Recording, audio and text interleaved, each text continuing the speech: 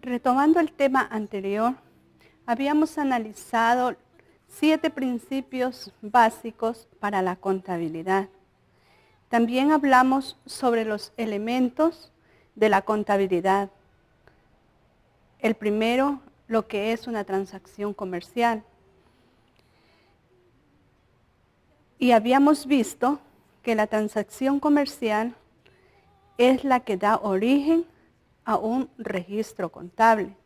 Además, nos provee de un documento fuente para tener de base como archivo de nuestra contabilidad. Como segundo punto, habíamos visto las cuentas contables. Hemos visto que es un instrumento que nos permite identificar, clasificar y registrar un elemento o hecho económico. Existen varias clases de cuentas y son las cuentas reales o de valores que se encuentran tanto en el activo como en el pasivo. Los valores de activo incluye los activos tangibles y los intangibles. Y también tenemos los valores del pasivo, cuentas de valores del pasivo, que incluyen todas las obligaciones adquiridas por la empresa con terceros. Habíamos visto también las cuentas de evaluación, que son las que nos permiten obtener datos reales de los activos fijos. Y son las depreciaciones y las amortizaciones, como también las provisiones de cuentas incobrables. Esta provisión de cuentas incobrables nos sirven para proveer de una posible pérdida. O sea, si alguna persona que nos debe no cumple su obligación para con la empresa, este gasto se lo va generando proporcionalmente y no afectará significativamente a los resultados de la empresa. Las cuentas transitorias, que son aquellas que nos sirven para movimientos eventuales en la contabilidad.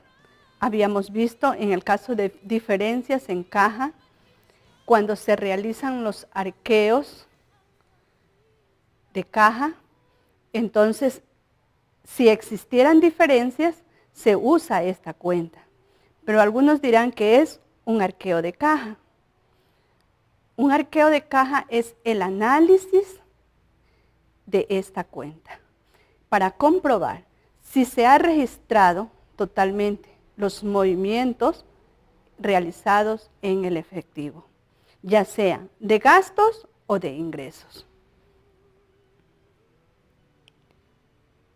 El arqueo de caja se lo realiza constantemente por el cajero, pero periódicamente debe ser realizado por otras personas encargadas, como por ejemplo los auditores o los jefes de algún departamento que sea encargado para esta función.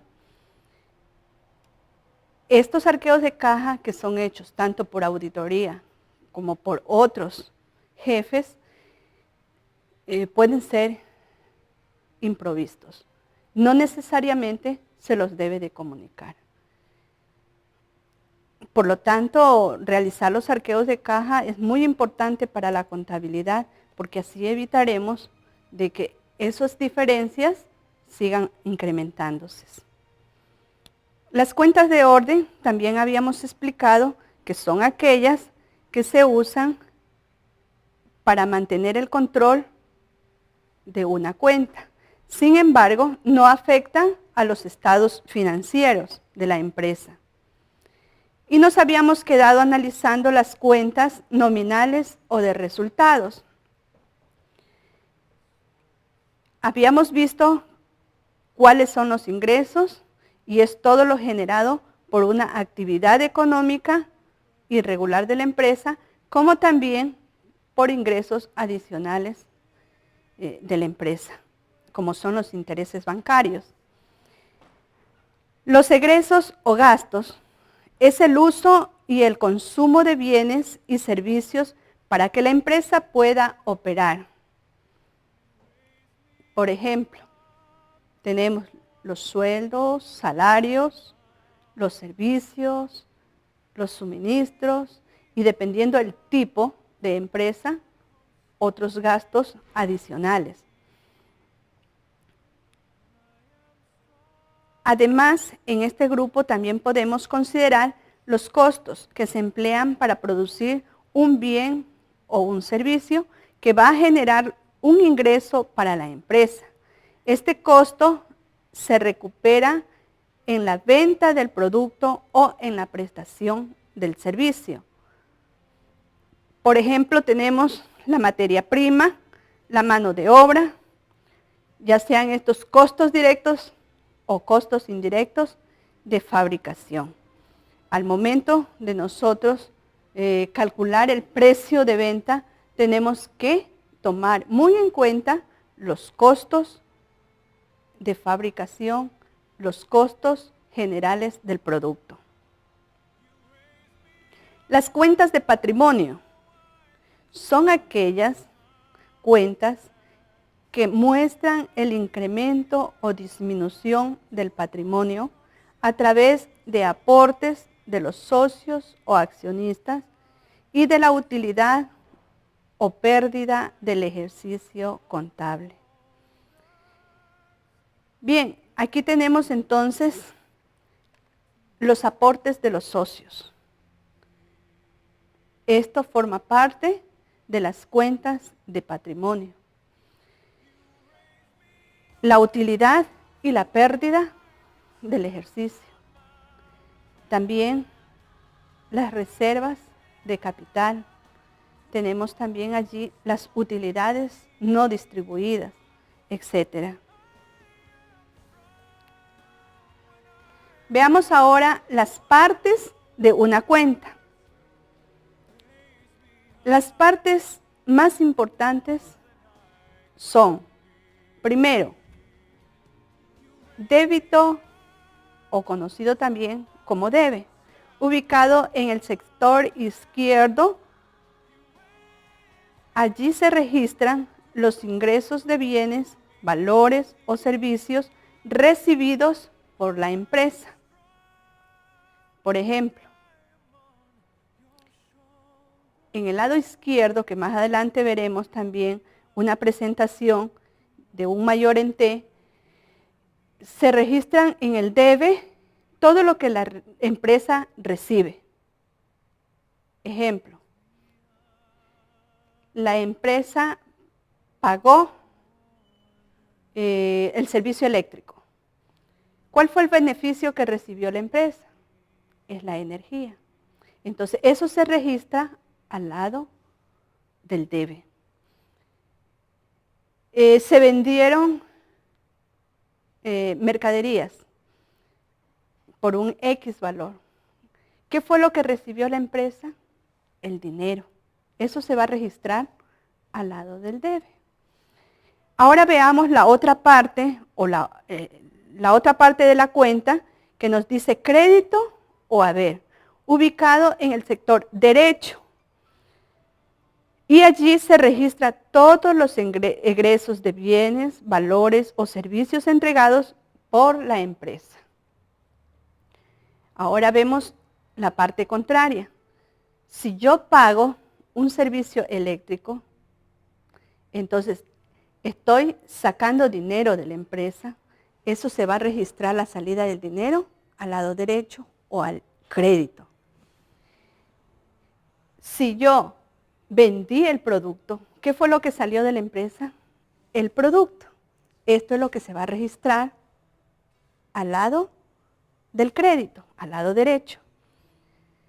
Veamos allí un cuadro donde nos presenta un mayor en T y nos dice débito, debe, crédito, haber, valores, servicios, bienes recibidos.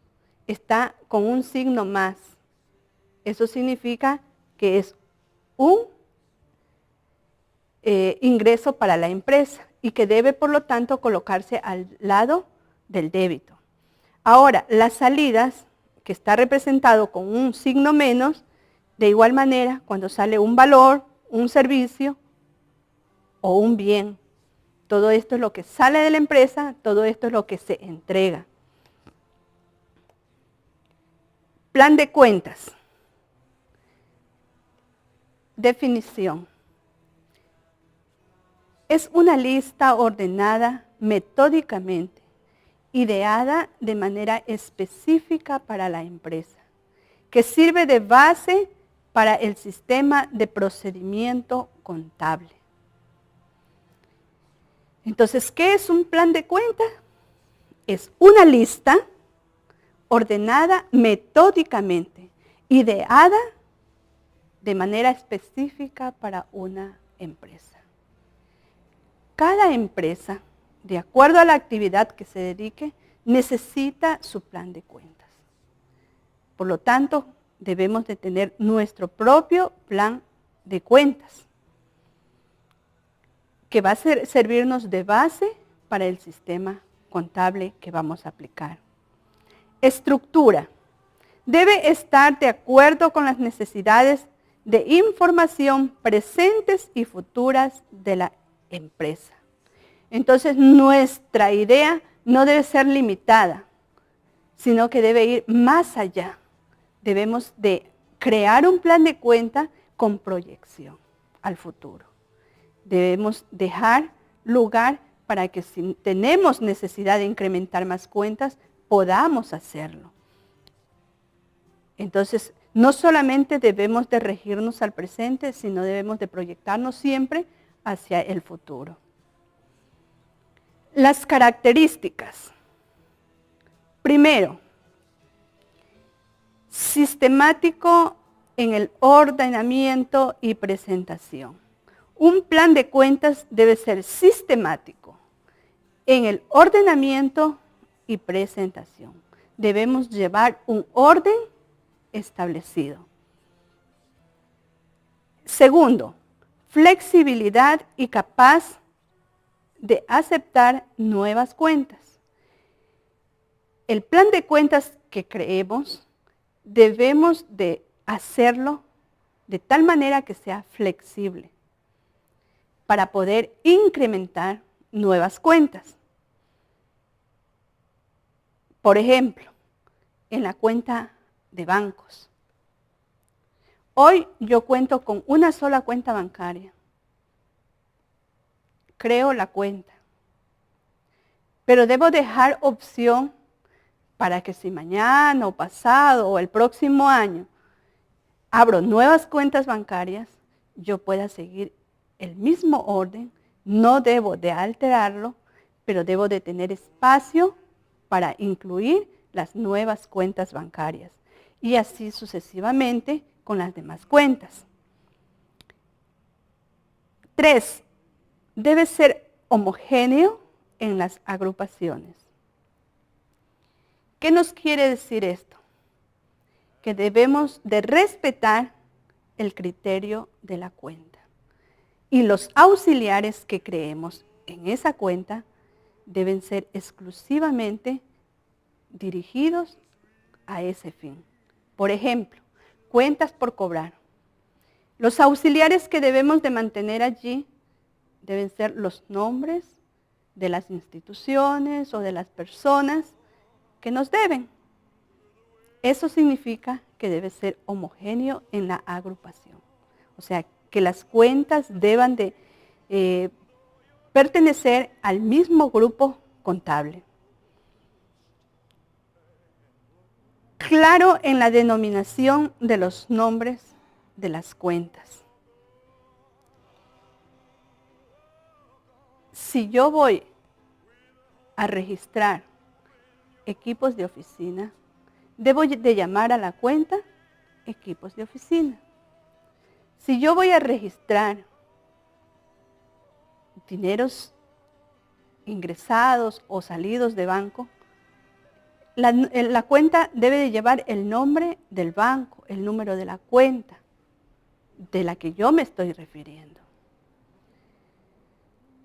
Si yo voy a pagar un servicio, la cuenta debe denominarse con el nombre del servicio que yo frecuentemente lo estoy pagando. De esta manera podemos nosotros presentar un plan de cuenta que sea razonable y que en verdad nos sirva de base para nuestro sistema contable, que sea comprensible para todos. Sistema de codificación. Existen algunos métodos entre los cuales tenemos los siguientes. Alfabético. Cuando se asigna un código formado por una o varias letras. Este es un sistema de codificación alfabético. Cuando se usan solo letras, puede ser una o pueden ser varias. Numérico, cuando se usan números como códigos para identificar las cuentas. Puede ser uno o pueden ser algunos, pero siempre se usan números. Mnemotécnico, cuando se utiliza abreviaturas de las cuentas. Por ejemplo, voy a crear un código de caja. Entonces yo le voy a poner la C de caja. Si es caja en efectivo, caja chica, le pongo la C y la C. Entonces yo sé que ese código pertenece a caja chica. De tal manera que los códigos demuestren el nombre de la cuenta. Mixto, cuando se utiliza simultáneamente números, letras o abreviaturas.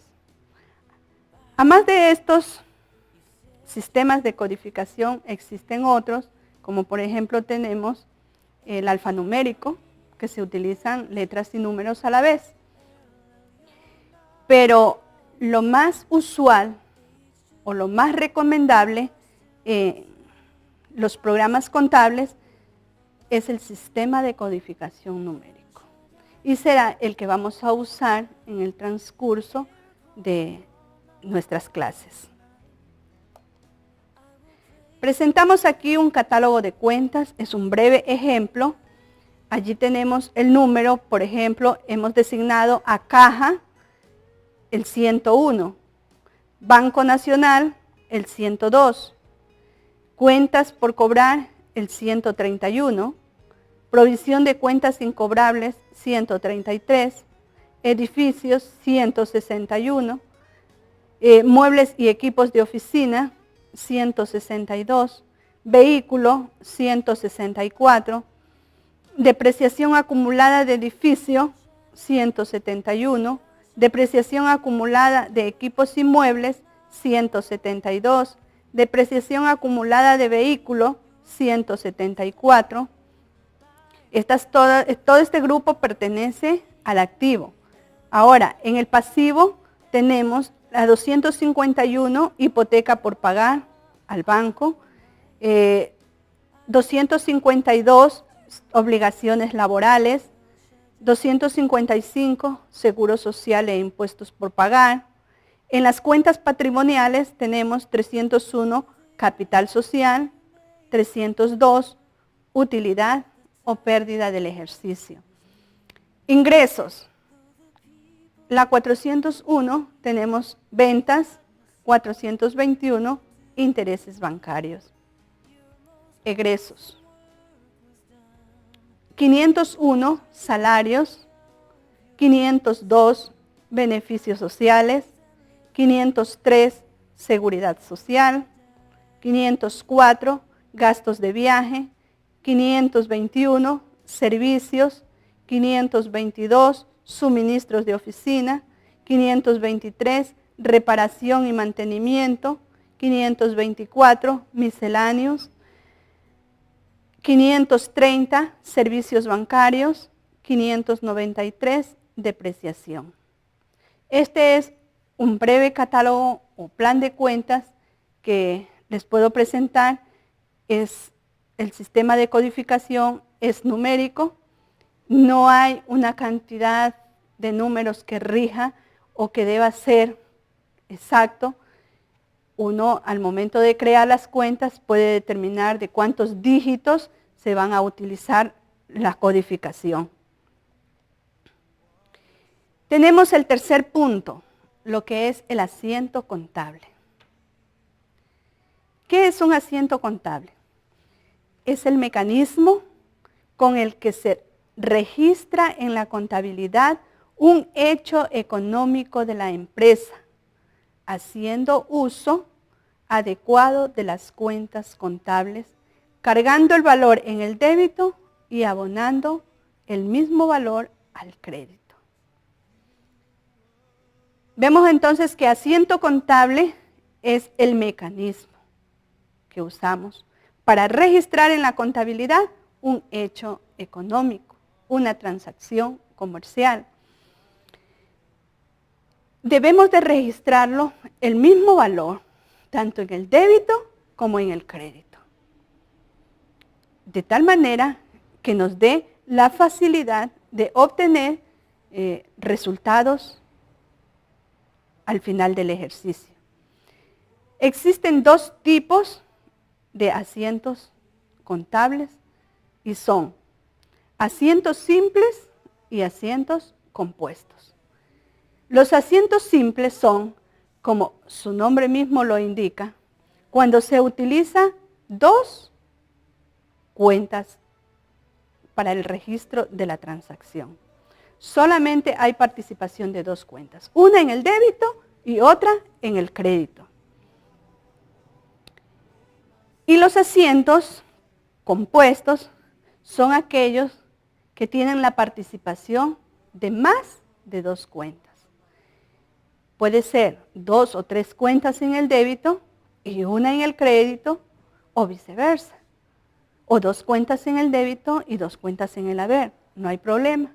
Pero hay participación de más de 2 cuentas.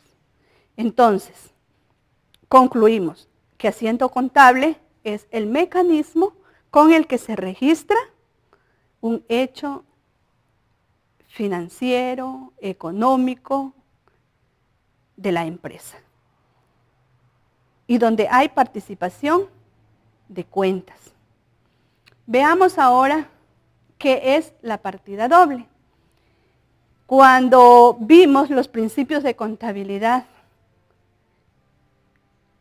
nos dimos cuenta allí que nos hablaba también de partida doble.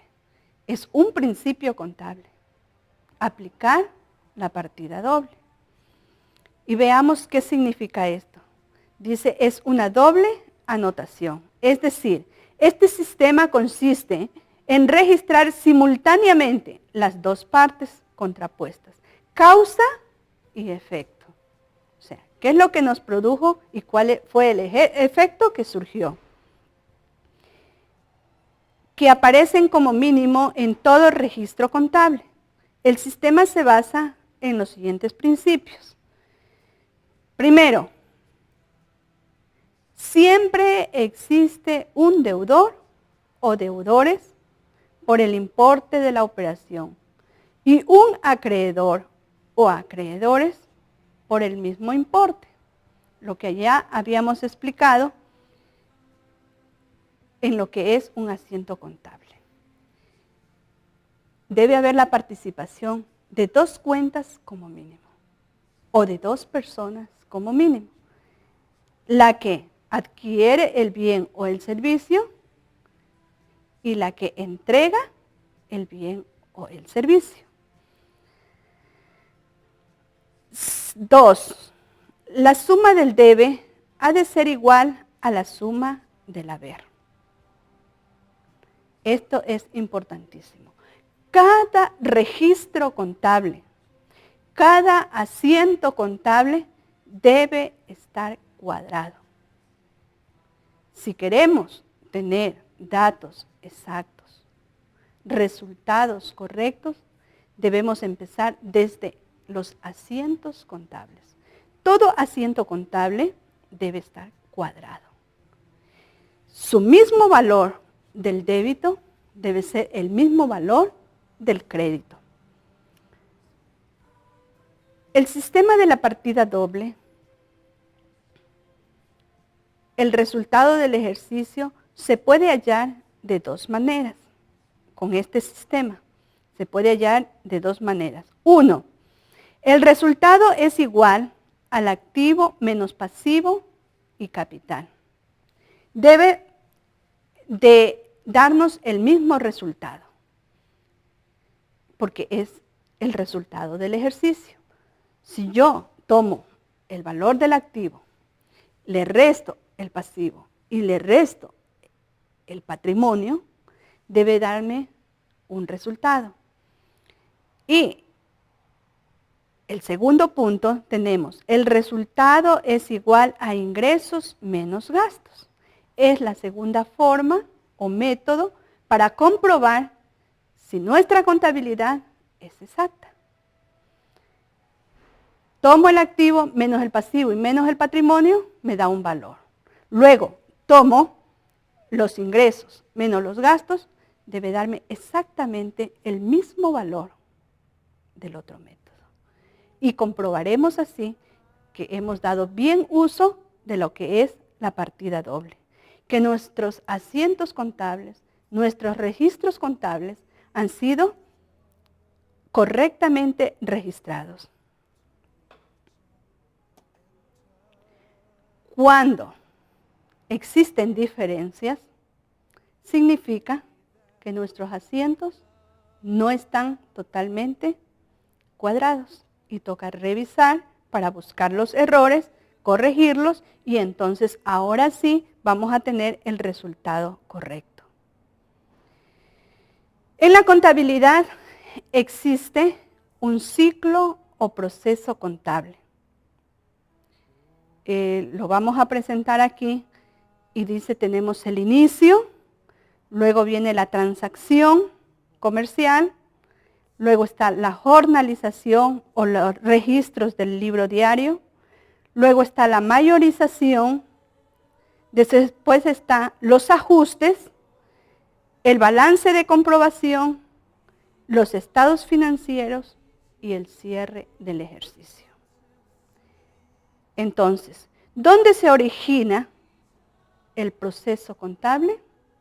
En el momento que hacemos una transacción comercial, un movimiento económico. Allí se origina nuestra contabilidad. Y quiero que veamos cada una de estas partes del proceso contable. Quiero que quede claro a fin de poder luego en un ejercicio práctico demostrar el cumplimiento de este proceso. Análisis de la transacción. Esto constituye el inicio del proceso. Al entrar en contacto con la documentación, ya que esto es la evidencia de la transacción y que da origen a un registro contable. Entonces ahora vamos a entrar en contacto con la documentación, con los documentos fuente. Vamos a entrar en contacto con la papelera, con los archivos. De allí que es importante tener un buen archivo para tener una buena contabilidad. Los documentos fuentes, como habíamos dicho, son las facturas, notas de crédito, recibos, pagarés, roles de pagos, todo documento que nos certifique una transacción. En la transacción y en la revisión de la documentación debemos de tener prueba evidente de que el hecho se realizó como dice el documento. Entonces, el documento debe ser correctamente hecho.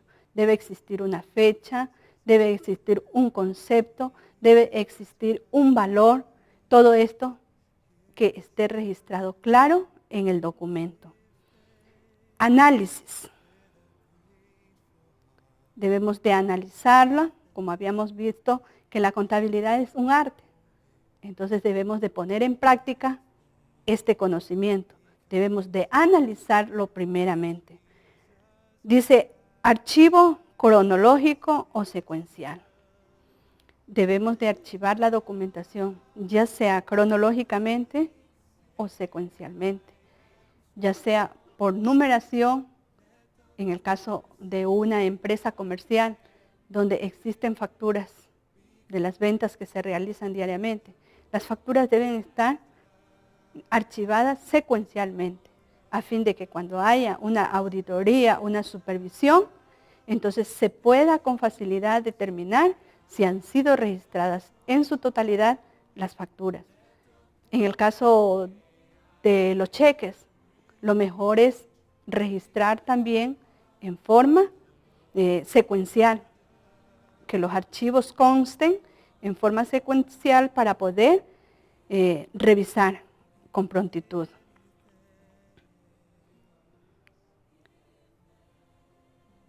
También podemos nosotros realizar archivos secuencialmente con las fechas. Hay diferentes tipos de archivos, sin embargo hay que buscar el que se adapte de la mejor manera para nuestro trabajo. Jornalización, libro diario. ¿Qué entendemos por jornalización? Es el acto de registrar las transacciones comerciales mediante un asiento contable que nos facilitará obtener los resultados financieros, clasifica valores y obtener saldos, para lo cual se requiere orden y criterio en el registro. Nuevamente podemos ver que aquí nos hace falta criterio, conocimiento para los registros contables. Tenemos que conocer claramente la participación de las cuentas para poder realizar un asiento contable. Debemos de pensar, debemos de analizar el hecho. Tomamos el documento fuente, lo leemos, lo analizamos y luego procedemos a registrarlo. Habíamos presentado el ejemplo del pago del servicio de luz eléctrica, por ejemplo. Yo tomo la planilla, la leo, compruebo de que es el documento que respalda al pago que se ha realizado, compruebo la salida del dinero, compruebo la fecha de pago, analizo el documento, a qué mes corresponde y empiezo a registrar. Entonces digo, bueno, este es un gasto generado por la empresa.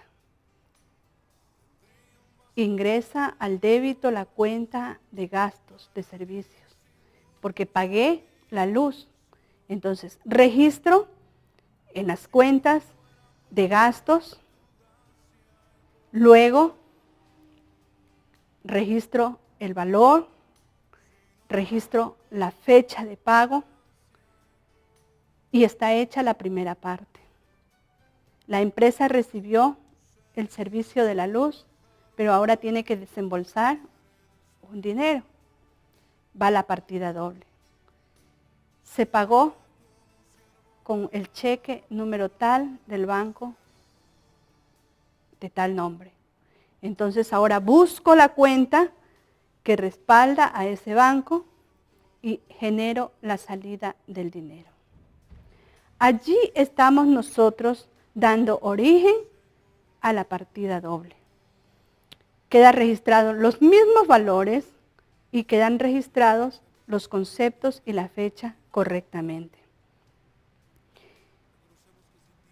Esto es en cuanto a lo que es un registro contable, o llamamos jornalización, libro diario. Ahora pasemos a mirar lo que es la mayorización. El libro mayor, conocido también como libro mayor. ¿Qué es la mayorización? Es la acción de trasladar sistemáticamente y de manera clasificada los valores que se encuentran en el libro diario, respetando la ubicación de las cifras. Esto es muy importante. Es la acción de trasladar sistemáticamente y de la manera clasificada los valores que se encuentran en el libro diario. Nuestro primer registro fue el libro diario, la jornalización que habíamos visto. De allí nosotros tomamos los datos y los vamos a transferir al libro mayor. Vamos a hacer la mayorización. Pero dice aquí que debemos de respetar la ubicación de las cifras. Esto es indispensable. Si un valor fue registrado en el débito, al momento de transferirlo al libro mayor, debe ir al débito. Si un valor fue registrado en el crédito, al momento de transferirlo al libro mayor, tiene que ir al crédito. Caso contrario, los resultados no van a ser los mejores, porque estamos alterando la ubicación de las cifras. Debe de trasladarse, dice, sistemáticamente y de manera clasificada. Caja al mayor de caja, ventas al mayor de ventas. Para cada cuenta tenemos que abrirle un mayor. Y luego del libro diario ir transfiriendo en orden de fecha todos los movimientos hasta concluirlos y obtener un saldo. El propósito es de conocer los movimientos de cada cuenta en forma particular y su saldo al final de un periodo contable. El propósito es conocer los movimientos de cada cuenta en particular y su saldo al final del periodo contable. Ese es el propósito de hacer una mayorización. Cuando obtenemos nosotros el saldo de cada cuenta, estamos preparados para elaborar estados financieros.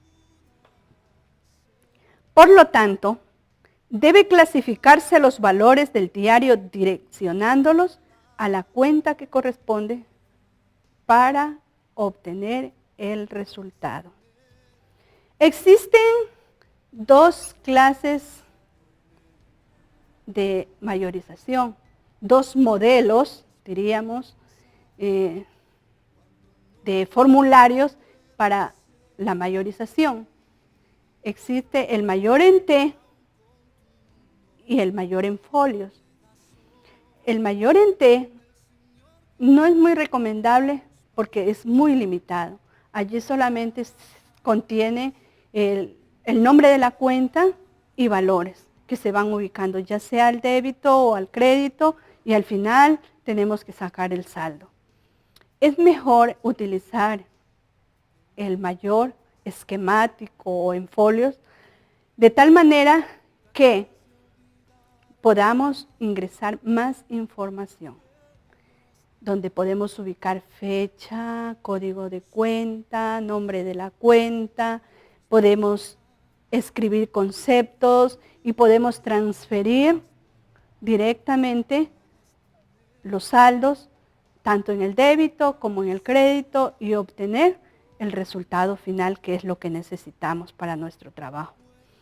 Pero para una auditoría o para una supervisión es de mayor beneficio el usar el mayor esquemático por la información que podemos conseguir en esta cuenta. Tenemos los ajustes. Veamos qué son los ajustes. Esto es un proceso contable para presentar razonabilidad en las cuentas y por ende en los estados financieros. Qué bueno. Tenemos aquí una herramienta muy útil, los ajustes. Nosotros podemos tranquilamente, en el momento conocido de un error contable, podemos hacer un ajuste. Como es de nuestro conocimiento, pues, cuando nosotros cerramos un periodo contable, no es permitido abrirlo, sino que posterior, en la fecha donde nosotros conocemos que se ha ocurrido con algún error, se debe de hacer el ajuste contable y de esta manera las cuentas quedarán en orden. Tenemos algunos puntos aquí por los cuales se pueden hacer ajustes. Errores, omisos, depreciaciones, provisiones, etc. Errores contables, podemos cometerlos, porque somos seres humanos y podemos equivocarnos. Pero hay errores que son hechos con mala intención, para lo cual no estamos de acuerdo. Pero si es un error contable que ha pasado por desapercibido, entonces debemos de corregirle a través de un ajuste. Hay omisos, por ejemplo, no fue entregado a tiempo una factura de venta, tampoco fue entregado el dinero, no es problema del contador, pero posterior a la fecha del hecho, le entregan la factura y el dinero. Entonces en ese momento se hace el registro de ese omiso, de ese documento que fue pasado por alto. Las depreciaciones, como ya lo analizamos anteriormente, forman parte de nuestros ajustes. Cada fin de mes o cada fin del periodo contable se realizan con los porcentajes aprobados, las depreciaciones a todo el activo fijo, como también las amortizaciones a los intangibles. Y las provisiones, tenemos el caso que habíamos visto de las cuentas por cobrar. Entonces, a final del año se provisiona para las posibles pérdidas que puedan surgir en el siguiente periodo contable. Además, existen también otras provisiones que se las realizan, ya sea por acuerdos internos o por disposición legal, como por ejemplo, los beneficios sociales deben ser provisionados a tiempo, como también acuerdos internos de la administración que sugieran el hecho de hacer provisiones para un determinado uso. Entonces, los ajustes son importantes. Más que todo se los toman en cuenta al momento de conocer errores o de conocer omisos. Se toman en cuenta los ajustes. Y para finalizar el mes o el periodo contable, con depreciaciones y con provisiones. Bien, hasta aquí pues hemos avanzado en lo que es el análisis de la transacción, el libro diario, el libro mayor y ahora los ajustes. Vamos a dar un pequeño receso y posteriormente vamos a continuar con la siguiente parte. Gracias.